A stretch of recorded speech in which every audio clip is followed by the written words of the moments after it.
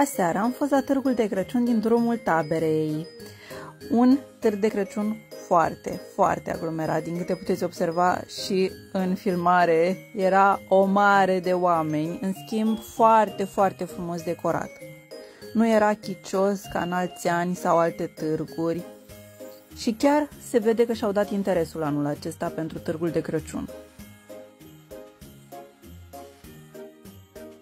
Este organizat de Primăria Sectorului 6 în parteneriat cu Antold.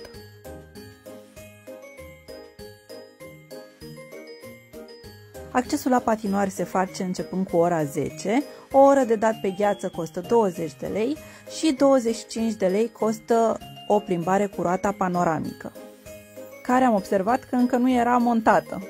De asemenea, există și activități pentru copii, mâncare pentru toate gusturile, videoclipuri 360, poze cu Moș Crăciun, poze cu ursuleți îmbrăcați în Moș Crăciun. Avem și vin fiert care se vinde cu 10 lei, țuica fiartă cu 10 lei, apa 8 lei, un suc costă aproximativ 10 lei, ciocolata caldă tot așa. Există și standuri cu decorațiuni de Crăciun, din care puteți alege pentru brad sau ca să faceți cadou, plântuțe de asemenea de cumpărat.